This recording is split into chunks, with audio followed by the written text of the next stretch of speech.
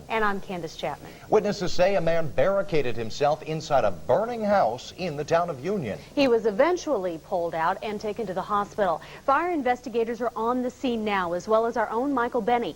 Michael, is this fire scene also a crime scene?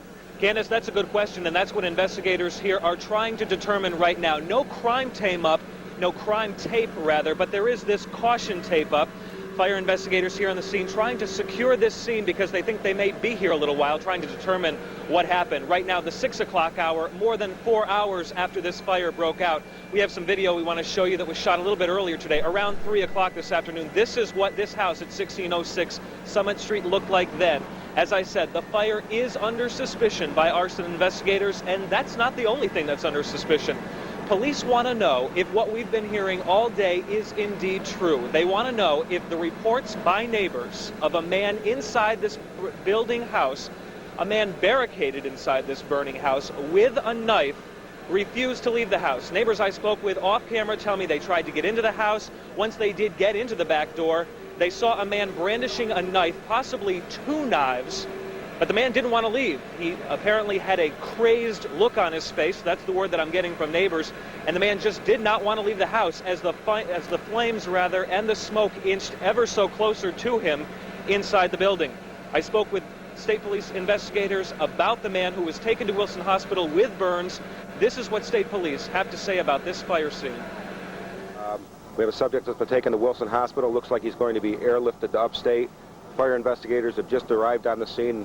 They'll commence their investigation of the cause and origin. Right now, we don't know much at all. Really no clue as to what this guy was doing or anything else? Not as of now. We're just in the very formative stages of our investigation. This fire is just blazing.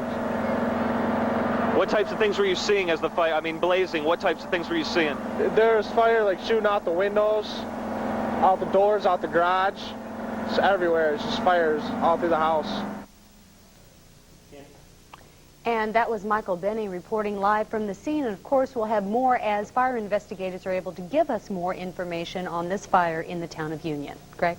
Also happening tonight, citizen input on something Mayor Bucci's been pushing for, county takeover of 911 dispatching within city limits.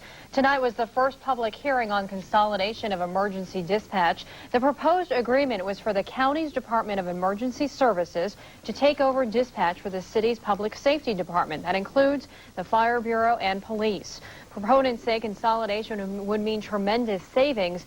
Opponents worry of making the system more efficient would in any way change the quality of service. Tonight, City Council did decide to have the county take over the 911 dispatch. When a house in the town of Union caught fire, a fire that is still under investigation tonight. The alarm came in from Ethel Street at about 2:30 this afternoon. Flames were shooting from the house when firefighters arrived and learned that a man was still inside.